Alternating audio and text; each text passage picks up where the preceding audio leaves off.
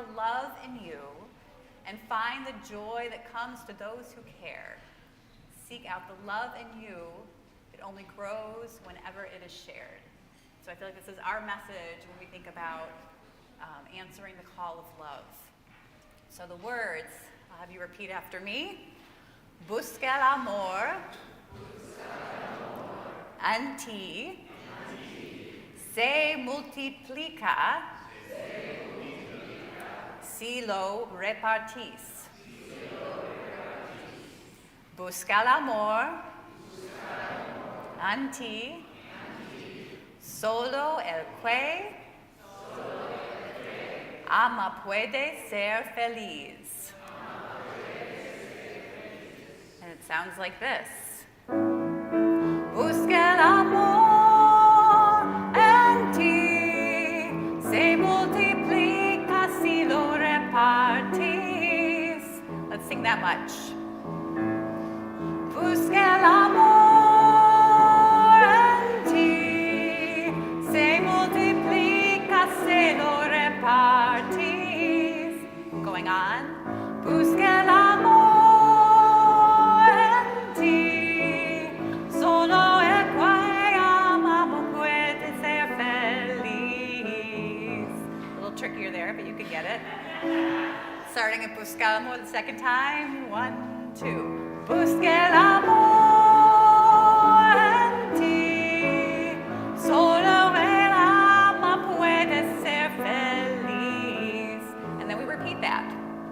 Busca el amor en ti, se multiplica si lo repartís. Busca el amor en ti, solo el que ama puede ser feliz. Busca el amor en ti, en ti. Thank you. We'll get better as we do it more.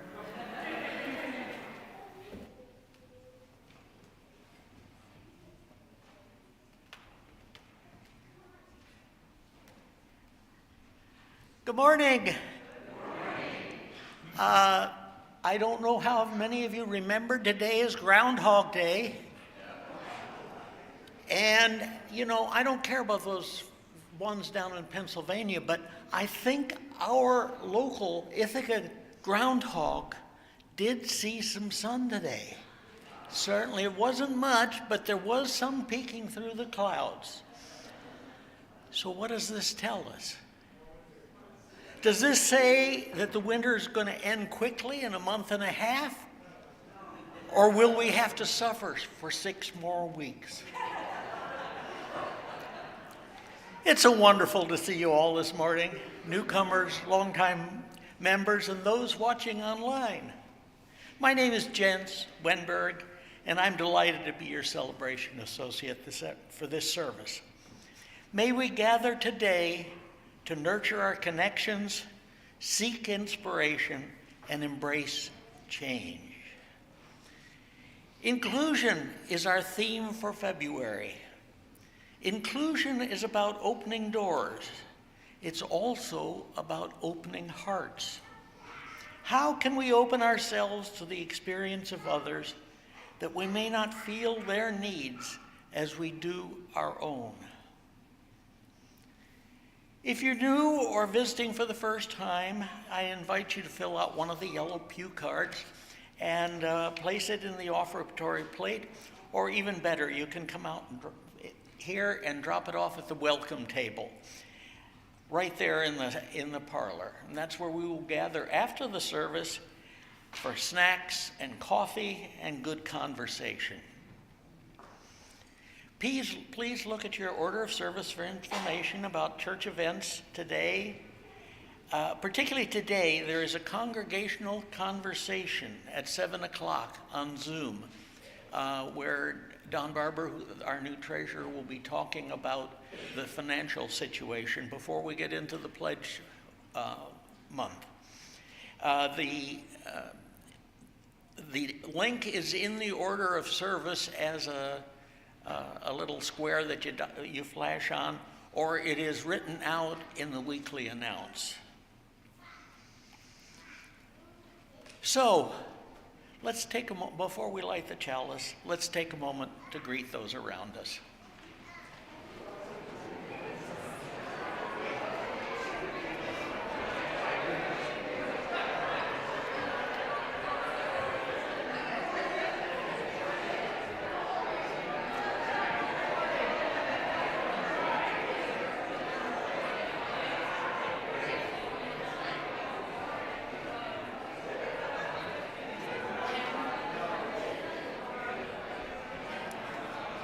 There's a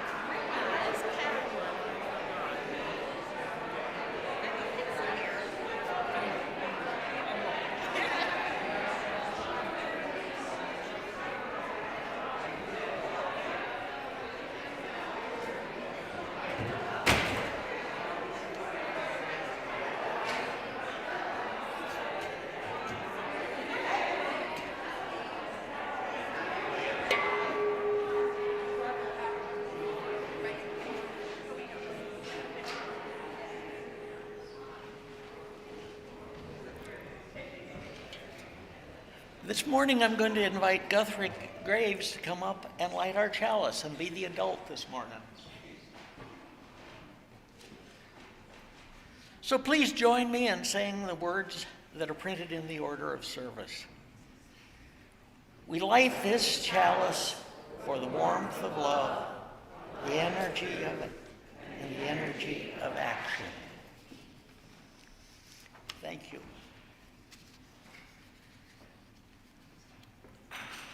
The opening words this morning are a series of short statements by various people, and let them settle into you as a way of starting.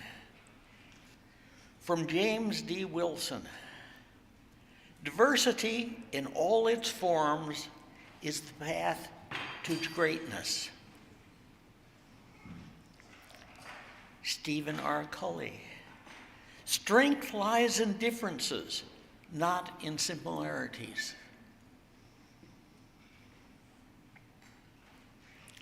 Karen Draper, diversity doesn't look like anyone. It looks like everyone. Justin Jones Font, real diversity and inclusion doesn't mean we will always agree.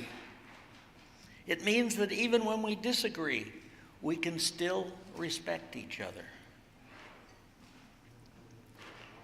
Marchand Diljon, the color of your soul is more important than the color of your skin.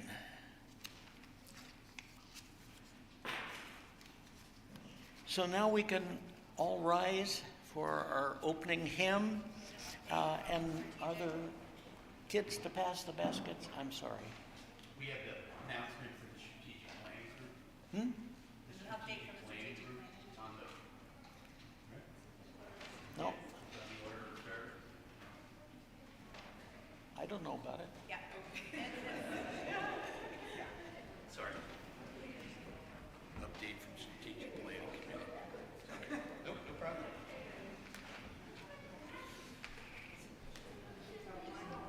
Thanks, Mike. Keep him honest. Yeah. I'm first. So good morning, everyone. Mike, stand at the microphone. Sorry. Otherwise, I think you probably heard me anyway, but that's okay. people can't hear you though. So good morning, everyone. Again. Yeah, Don made me do that. Today is the intro date for the developing of a 5-year strategic plan for FUSIT. The key facilitator for this effort is board member Renee Russo. Rogers. I always do that too, by the way. The other members include Kathy Hopkins, Don Rakow, Sarah Catterell, Susan Salton, and me, Mike Daniels. Over the next 12 to 18 months, give or take, we will be working with you, the congregation, to develop a strategic plan that will move us forward, working with not only the board, but also the congregation and organizational teams. So we're asking for your support, and I think it'll be a lot of fun over the next 12 to 18 months.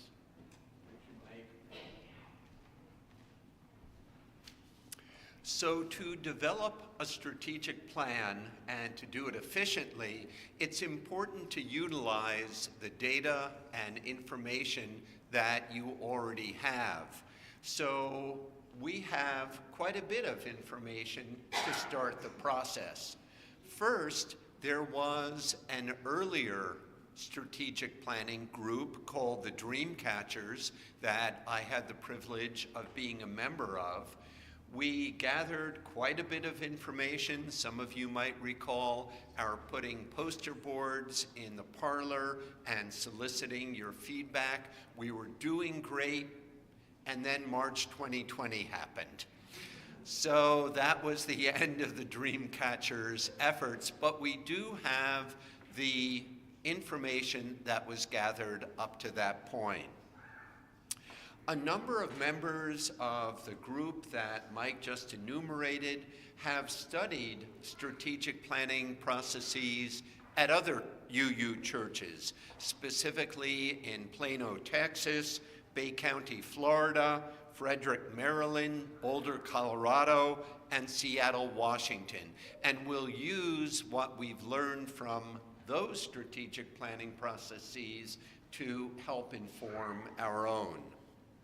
We also, of course, have the summary of recommendations that were provided by Reverend Lydia, our recent congregational consultant. We also have information about things like what is the average number of attendees, both in person and online, over the last 5 years. Have those numbers been increasing, declining? And that too will help to inform our strategic planning. We have the responses to the open board questions in recent years. We also have quite a bit of information about FUSIT's place in the community, such things as which outside groups are using this building, what community groups are we affiliated with, and what are the strategic plans of both Ithaca and Tompkins County, and how do our plans, our mission, relate to those. So in coming months, you will periodically be hearing updates from us, and I believe that Susan has more to say about that. Or Renee.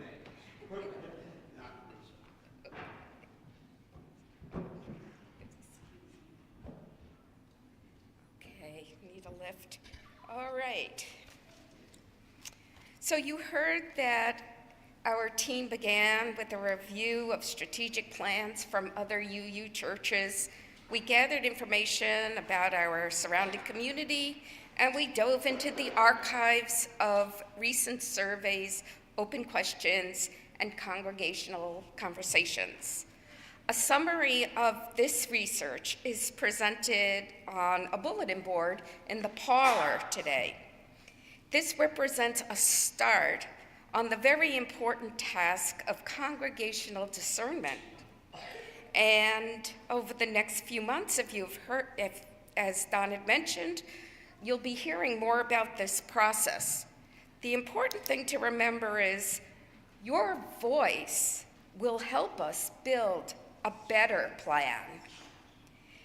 During coffee hour, the summary board will be exhibited along with stickies on which we encourage you to add your dreams and aspirations for FUSIT's direction over the next 5 years.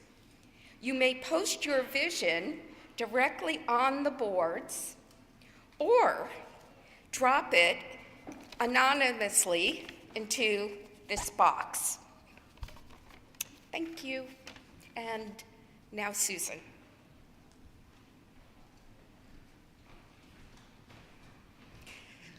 I would like to thank you all for the opportunity for the Strategic Planning Group to present some of its preliminary findings, as well as the process that we'll be using going forward to complete the strategic plan. I also would like to take this time to thank members of the Strategic Planning Group, Kathy, Sarah Catterall, who's traveling, and my teammates here. It's a strong, strong group. Many of us do have strategic planning experience, and as a consequence, I think with the voices that we hear from the congregation, as well as our experience, as well as gathering of much of the data that has been discussed already, we'll be able to present a really strong, strong strategic plan. Just to reiterate, we'd love for you to join us in the parlor. We can show you some of the work that we've done so far, as well as answer any additional questions that you may have. Thank you.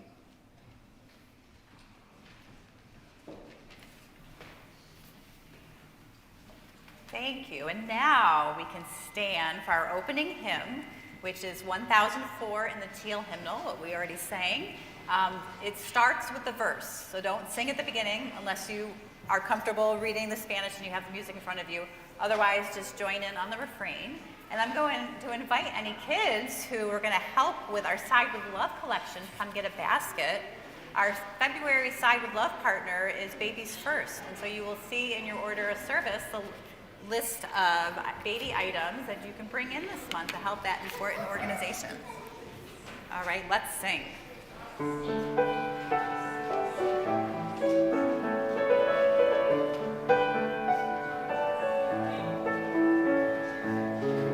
Revisa tu corazón para hallar el amor en un rincón, pero busca el amor, ni placer ni pasión, el amor, lo que hace otro bien, busca el amor en ti, se multiplica si lo repartís, busca el amor en ti, solo el que ya pueda ser feliz, busca el amor en ti, se multiplica si lo repartís, busca el amor en ti, solo el que ama puede ser feliz, busca el amor en ti, en ti. Registra tu camelón cuando cambia el humor del corazón y te cela la flor, un pelado de sol al amor, lo que hará otro bien, busca el amor en ti, se multiplica si lo repartís, busca el amor en ti, solo el que ama puede feliz, busca el amor en ti, se multiplica si lo repartís, busca el amor en ti, solo el que ama puede ser feliz, busca el amor en ti, en ti.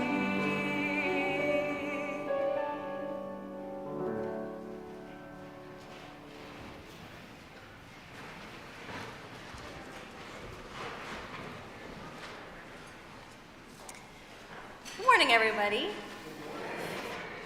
I would like to invite anyone who is young or feeling young at heart today to come forward and take a seat on the steps with me for a time of wonder.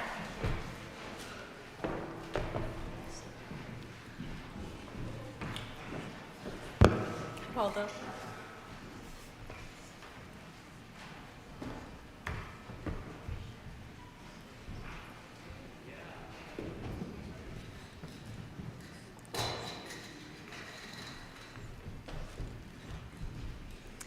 Now, who would like to open up our Wonder Box today? We have so many new friends. Hi, everybody. Okay, I'm gonna come over on this side. Actually, remind me of your name.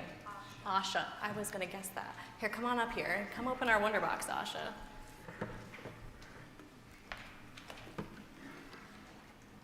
What'd you find? Crayons. Do you think you could make a rainbow out of those crayons? Maybe your friends can help you. Can set it up here.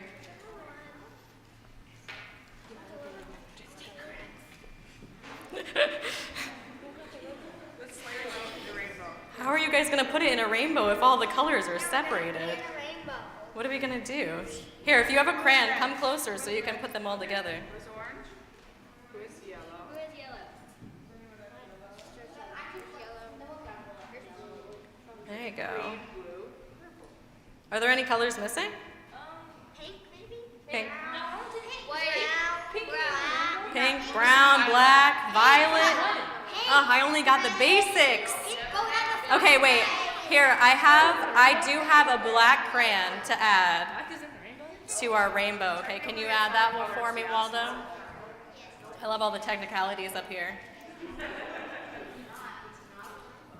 Look, guys, I have a book for you. So black is a rainbow color. We're going to read this book and see exactly what that means. You ready? This is written by Angela Joy. Red is a rainbow color. Green sits next to blue. Yellow, orange, violet, indigo, they are all rainbow colors too. But my color is black, and there is no black in rainbows. Black is a crayon tangled in a box. Black is a feather on white winter snow. Black is the dirt where sunflowers grow. My color is black. Black are the braids in my best friend's hair. Black are the bottoms of summertime feet. Black are soft circles that spin down the street. My color is black. Black is a rhythm. Black is the blues. Black is sidewalking in spit-shined shoes. Black is the robe on Thurgood's back. Black are the trains on railroad tracks. Black are the eyes on salted peas.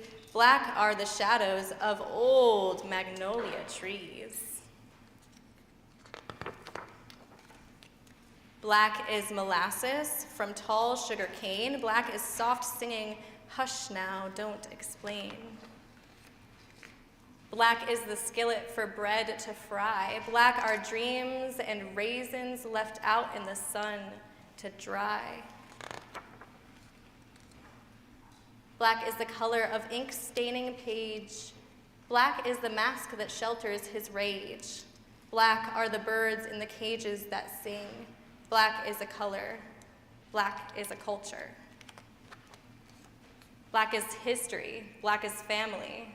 Black is memory. Black is community. Black is the love that lives inside of me. My color is black.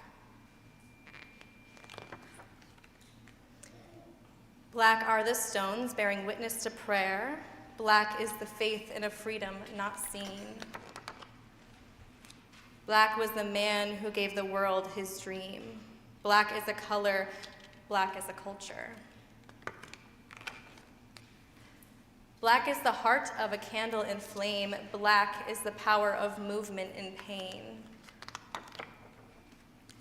Black are the branches that carry my name, weaving, wrapping, lifting, laughing, hoping, grasping, quiet, strong. Our color is black. So you see, there is no black in rainbows, no black in green or blue, but in my box of crayons, black is a rainbow too.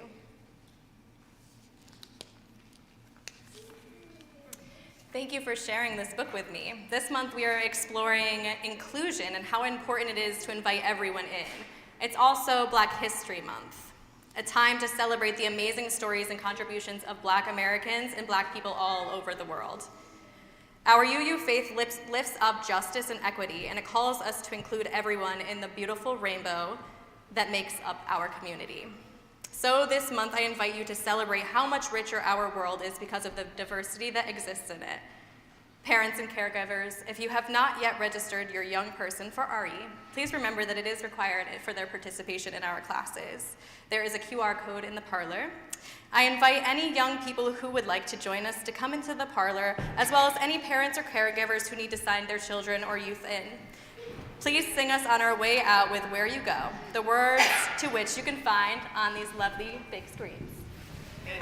Maybe they might not be there. If they're not, yeah. Otherwise, look at the back of your gray hymnal. Or look into Great Hill.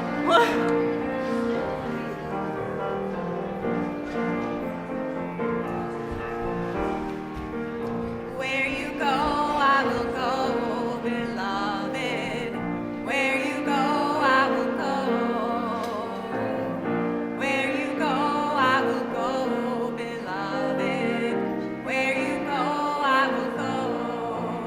And your people are my people. Your people are mine. Your people are my people. You're divine, my divine.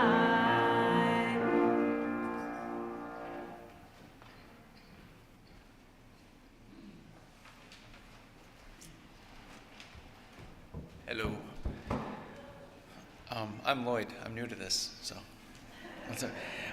In a spirit of reverence, love, and care, we take time now to bear witness to some of the joys and sorrows of our community, to share those events that call for our prayers and support, our praise and our celebration. Fred Balfour expresses joy that his December heart event has not repeated. He now has an implanted heart monitor providing diagnostic information 24/7 for the next 5 years. The Cayuga Health Systems is providing excellent support, skilled diagnoses, and ongoing treatment across 7 major practices. If one has to be in their 80s, Tompkins County is a good place to live. For those we are holding in our thoughts, in our hearts, and perhaps in our prayers, into this community, into this space of healing and hope, let us call these names aloud.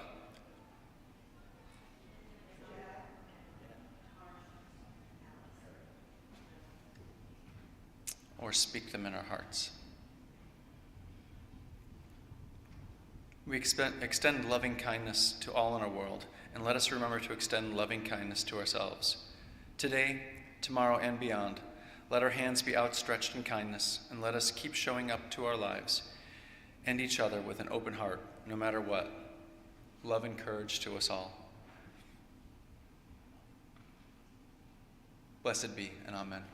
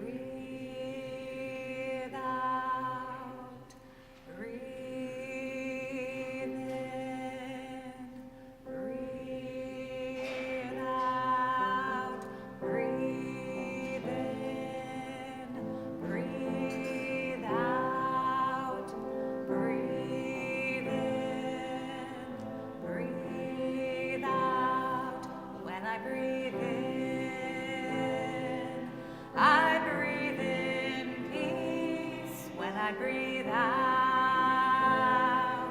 I'll breathe out love. When I breathe in, I'll breathe in peace. When I breathe out,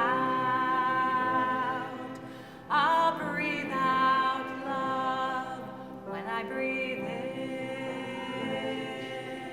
I'll breathe in peace. When I breathe out, I'll breathe out love. When I breathe in, I'll breathe in peace. When I breathe out, I'll breathe out love.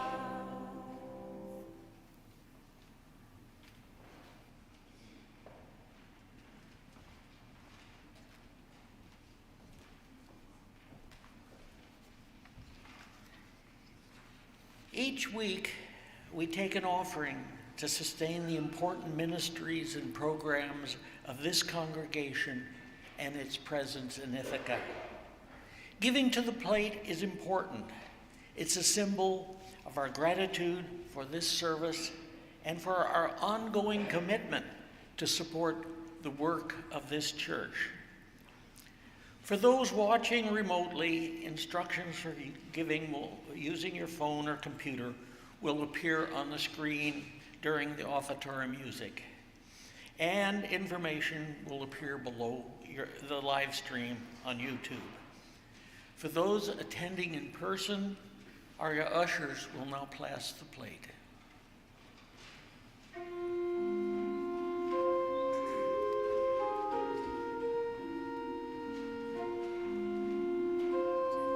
Tatiana was waiting to do the meditation. She just emailed me Okay, we had a wonderful meditation. that it's not fair to her. Huh? I'm going to slip it in before I do the sermon, Oh, okay? I don't know. That was a wonderful meditation. We No. were silent for a while. Nope, I'm going to slip You it want in. to say hello?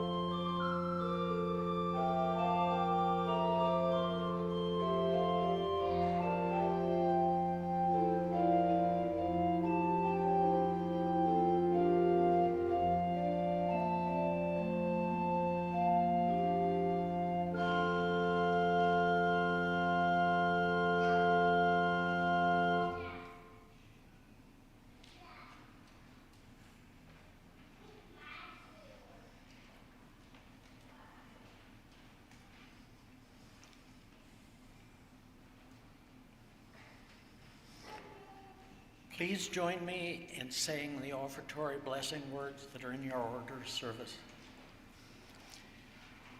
May these gifts bring about connection, inspiration, and engagement within these walls and beyond.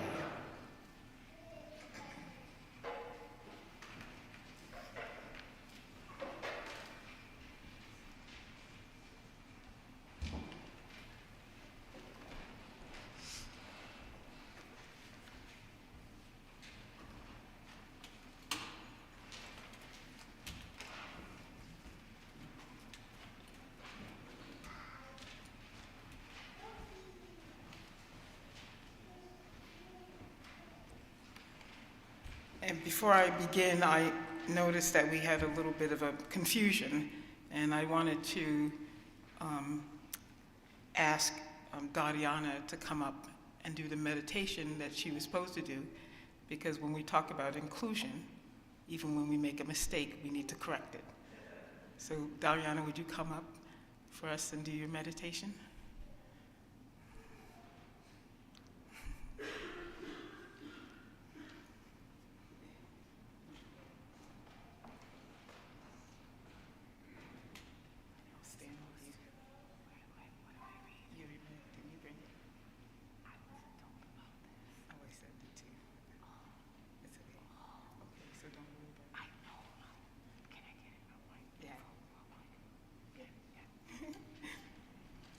We're working this out.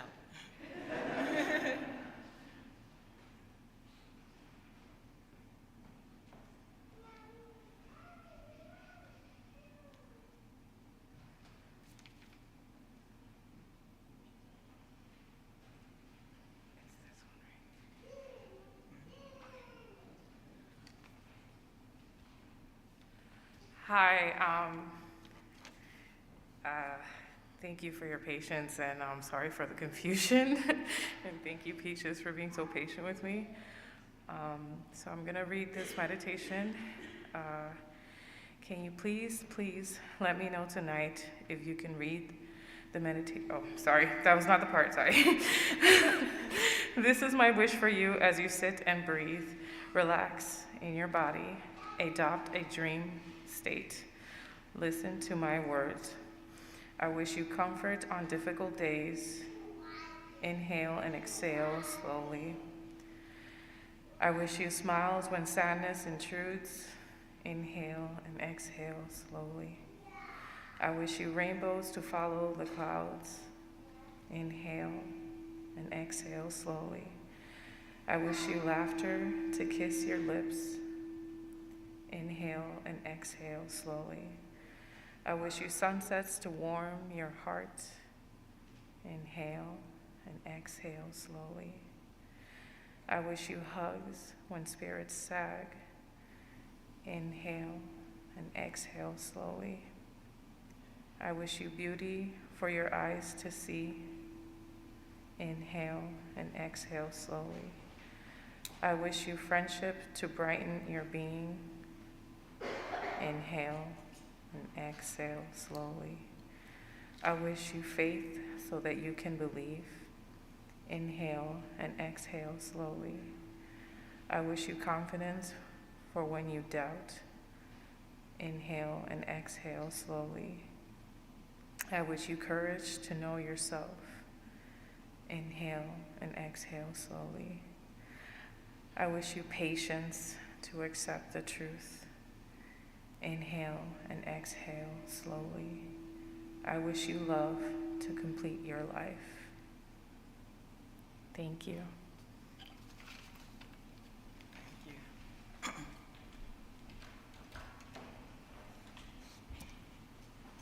Thank you very much.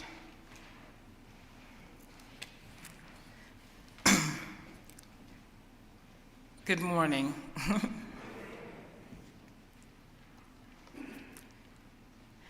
When I think about our language, especially words that encompass virtues, I think about often how unexamined they can be, how they become catchphrases, even like the word love, without any detail to how we're going to express those things consistently.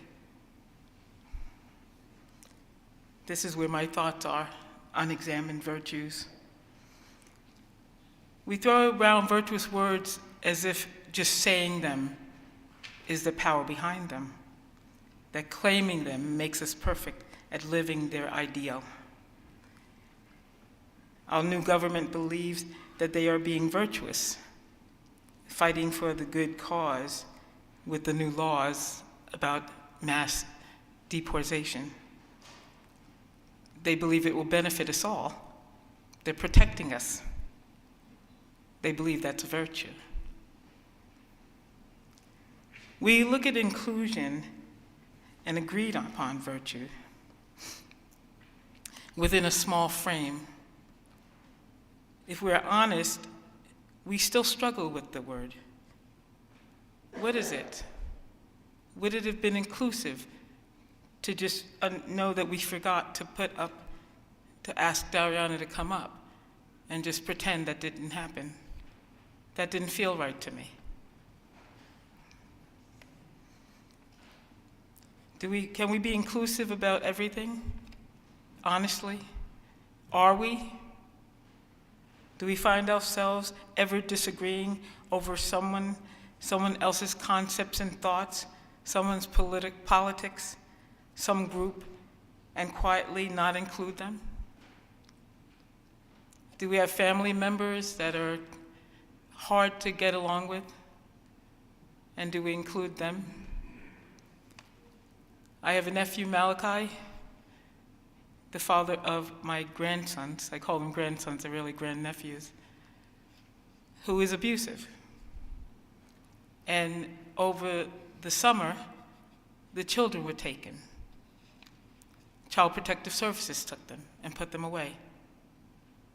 It's heartbreaking, and I've been dealing with it for months, going back and forth to Pennsylvania to make sure that they are still feeling loved and included. But what do I do about Malachi? I actually raised him part of his life. How do I bring him back into the fold? How do I include him in the love that the family does still have for him when we stand against each other in terms of how he raises his children? That's part of how I examine the virtues that I feel.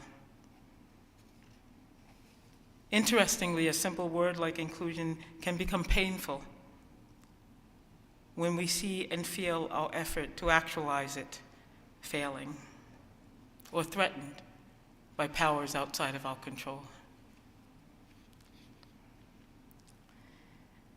The idea that we live in a country, one that struggled to build itself on democratic ideals, leave us feeling powerless over the new laws, leave us feeling that things are slipping away from us and we're returning to a time that we ran to get away from. It's frightening and worrisome for most of us. It's frightening and worrisome for most of us who are marginalized more than anything, because these things start in one place and they creep like vines and go into other areas of our lives. These things are reminders of our history, when we had to fight to recover and establish the rights of our own and the rights of others. Fight to recover a piece of wisdom that we all really know, which is called on specifically for now. The wisdom that whispers to us that we need one another, that we're all important, that we all have rights. Because when the tides of injustice and love lower, we will all hit the bottom eventually. But when they rise, we'll all rise together.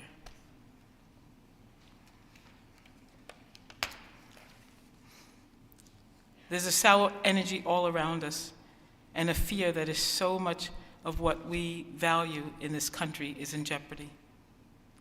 Within the last week, my emails have been inundated with reports of ICE scooping up people showing up in unexpected places and deporting people, or, almost worse, leaving them languishing in detention centers. Those supporting the new immigration law see it as being virtuous. They really do. I've had people tell me, well, what else should we do? These people are criminals. They're endangering us. They're taking our jobs. We have to do something. Our tendency is to establish comfort in the black and white of things. Everything in between is messy and challenging, and we don't want to face it. We don't want to face messy and challenging things. Human beings, human existence, human evolution is messy and challenging.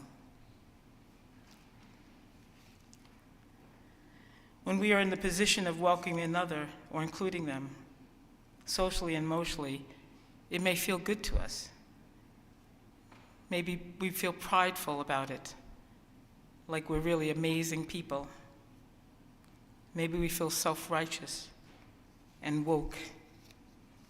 But I wonder how we would relate to the word inclusion if we were on the other side of the concept, if we were the people being left out, rejected, rounded up, treated hostilely, unwanted and not included.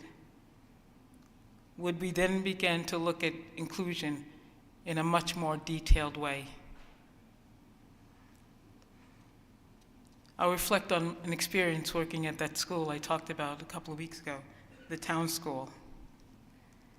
I mentioned to you before that it was a predominantly white school, and at some point, and I was there for 32 years, probably 10 years into my time there, they realized that they really needed to be more inclusive.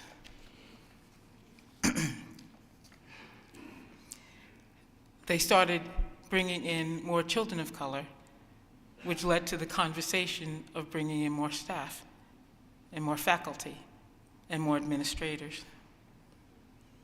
There are meetings about possible quotas that need to be filled, increasing financial aid, and active recruitment from other schools, from public schools. The diversity of children made the school stronger, in most people's opinion, weaker in others. What was overlooked is how to retain those people that were racially different from the norm of the school, different culturally, maybe financially, coming from different backgrounds. Having the bodies of diversity is not enough. One of the problems that I grew up with is that we had the bodies to be diverse, but we were segregated. Having a welcoming attitude was not enough, because what it all boils down to is that those who work to include the marginalized have to work harder than they usually do. We must work to make them not feel marginalized, not only by the greater society, but within the walls of our institutions. We cannot sit back and feel comfortable. I was happy that Magdalene read the book on Blackness and mentioned Black History Month. That made me feel we were being inclusive. Those in dominant positions with dominant social identities must take the responsibility that no one who represents the institution makes anyone else feel marginalized by not allowing them the same privileges that we are all allowed, and even to go further to check in on them, to see how they feel.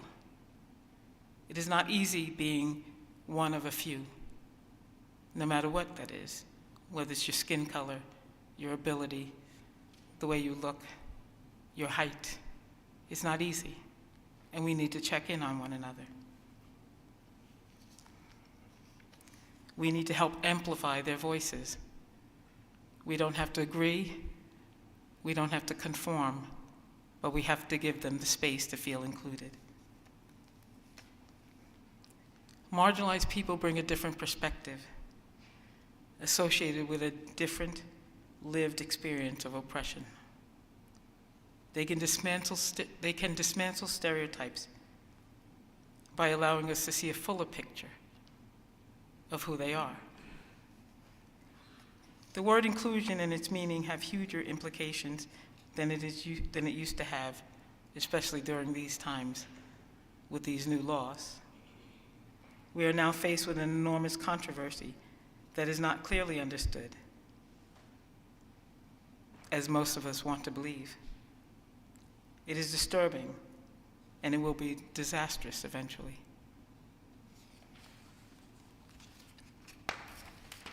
For me, the word inclusion has a dark and confusing cloud over it right now.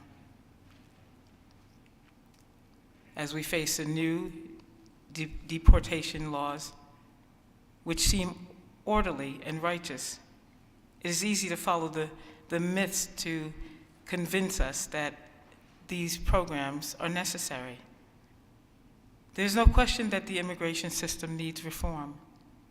Still, when sweeping mass deportation becomes arbitrary, judgmental of some immigrants over the others, because ultimately we are all immigrants, and it becomes not transparent,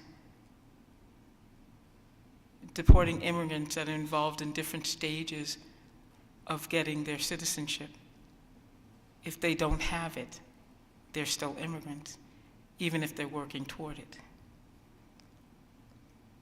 We will be supporting a law that will be based on bias, unequal power, economic gaming, and which violates the rights of immigrants as a whole. Because believe it or not, they actually have rights. I had a neighbor years ago who lived downstairs from me in Brooklyn, who was from Nigeria and was here on a student visa. Within the years that he was here, he met a woman and married her, and they had 2 children as he continued working toward his degree. In the midst of all of it, one of his children got very sick, and so did his mother-in-law.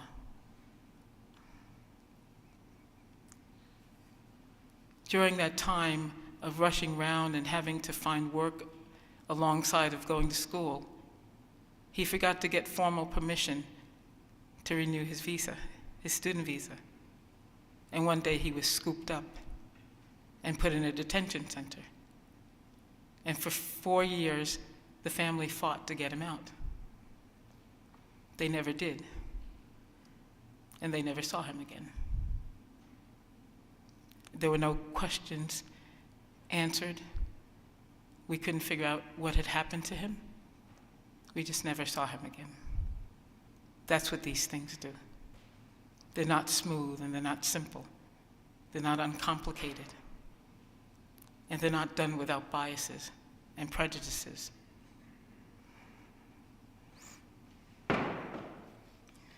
Where will we stand as inclusion becomes more controversial, especially for immigrants?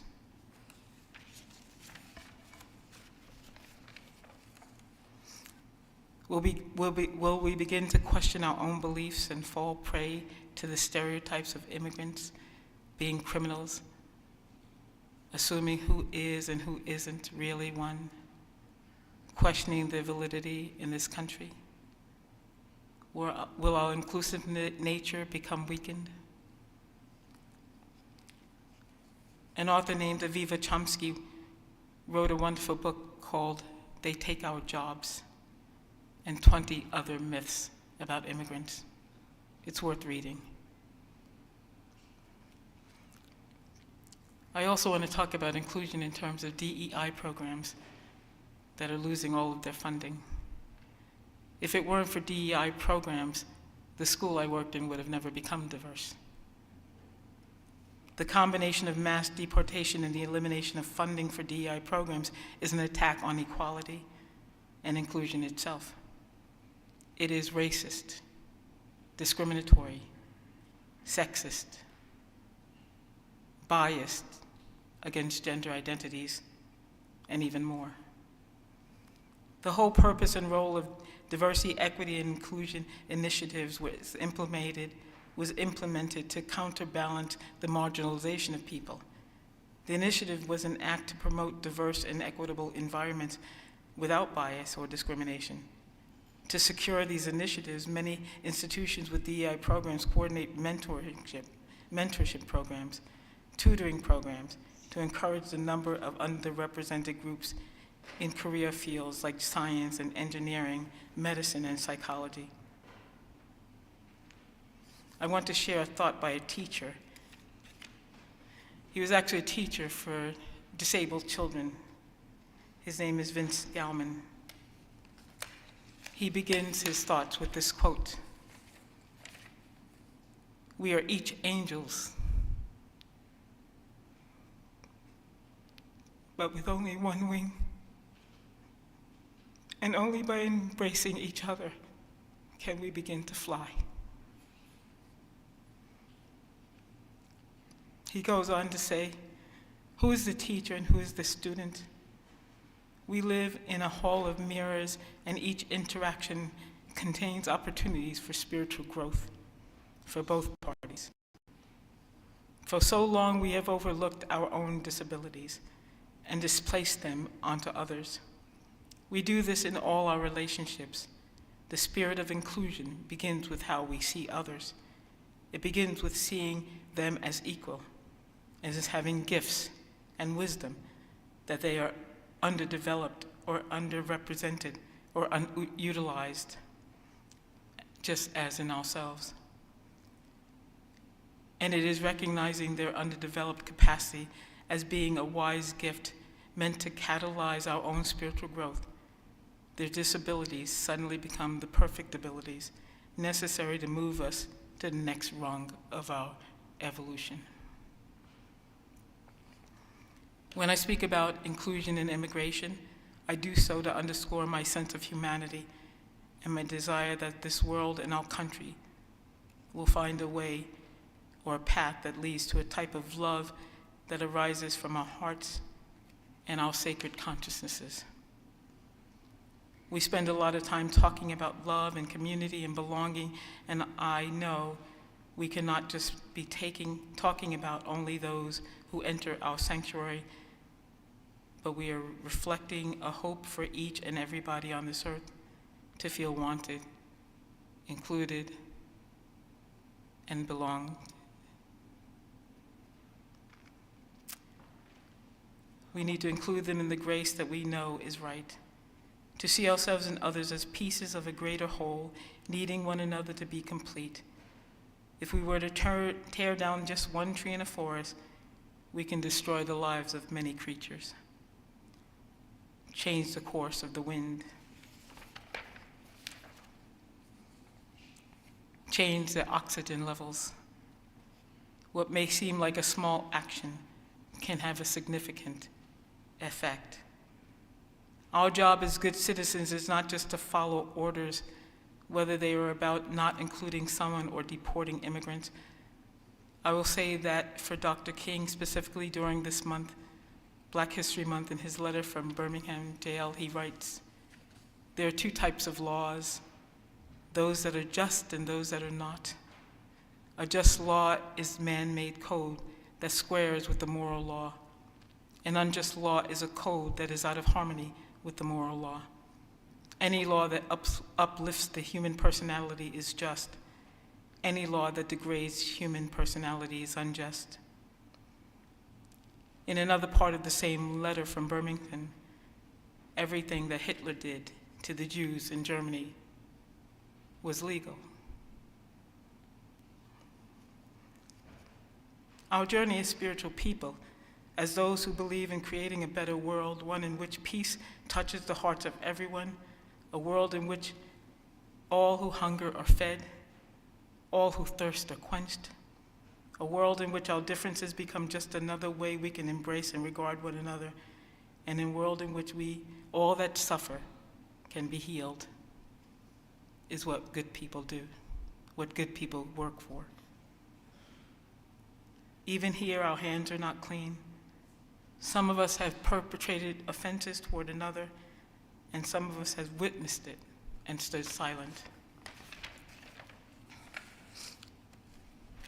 What we want for the world, we must establish in our own hearts, in our places of worship, and in our communities. Our inclusion of others is an act of good consciousness and animation of our faith, a reflection of our moral and ethical beliefs. We do not do it because we must. We can find all kinds of ways around it. We do it because we want to. We do it because we know it's right. We do it because there are no excuses not to. We must stand up for those who are unjustly treated, stand up for them, listen to, and stand up for their good ideas, support them, and always include them. We all belong to one another. I found a wonderful poem, which was a prayer for this country, that was on the UU website. It is written by Christian Green. We pray for our country's leaders. May they lead with justice and fairness on their lips. May they hold in highest esteem the value of human life and liberty. May they never forget those who elected them, nor those who did not. Many of us are worried, anxious, and afraid. Who will uphold our basic human rights? Who will protect us from rollbacks, from the obliteration of liberty?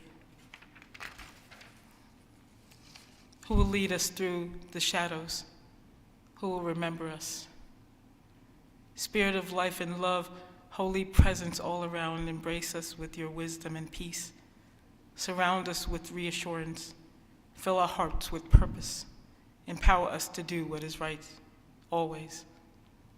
May our hearts be expanded as this time comes for us, as the time comes for us to comfort each other. May our minds be charged with creativity as we find our way forward. May our bodies remain well so we can travel to our state capitals or the line at the abortion clinics to escort somebody home safely. May our spirits be guided by our values. May our love speak, be they gentle or angry or loud and clear. May we remain united in our mission as people of faith to connect deeply, grow together, and serve one another. Blessed be. May it be so. Amen.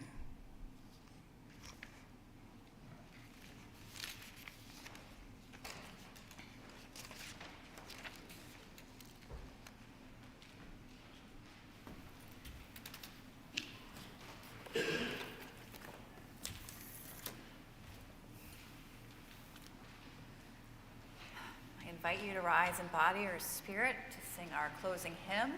Also in your teal hymnal and on the screens.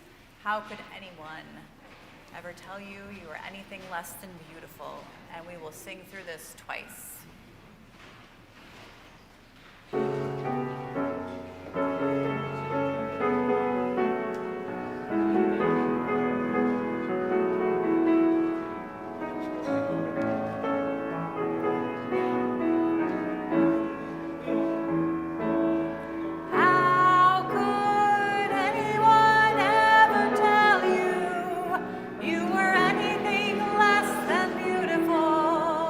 How could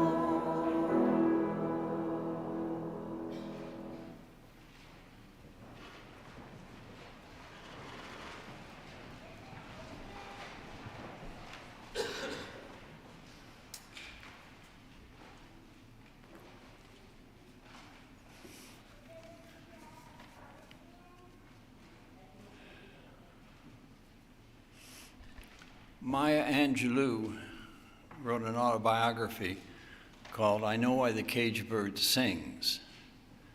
And it is a book that I taught as an English teacher to many, many students, and with good effect and for good purposes. And they responded well, and they learned, and they grew because of that book. This book is being banned in many districts around the United States, many school districts. The poem Caged Bird by Maya Angelou uses the central metaphor which allows that book to work so well. And I'll read it now. A free bird leaps on the back of the wind and floats downstream till the current ends and dips his wing in the orange sun rays and dares to claim the sky. But a bird that stalks down his narrow cage can seldom see through his bars of rage. His wings are clipped and his feet are tied, and he opens his throat to sing. The caged bird sings with a fearful trill of things unknown, but longed for still, and his tune is heard on the distant hill, for the caged bird sings of freedom. The free bird thinks of another breeze, and the trade wind soft through the sighing trees, and the fat worms waiting on a dawn-bright lawn, and he names the sky his own. But a caged bird stands on the grave of dreams. His shadow shouts on a nightmare scream. His wings are clipped and his feet are tied. So he opens his throat to sing. The caged bird sings with a fearful trill of things unknown but longed for still, and his tune is heard on the distant hill, for the caged bird sings of freedom.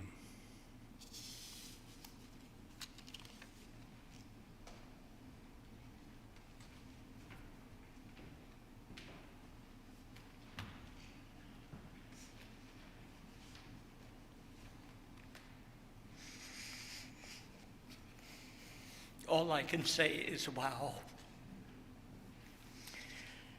We extinguish this flame, but not the light of truth, the warmth of community, or the fire of commitment. These we carry in our hearts until we're together again. Our service here has ended. Let our true service now begin.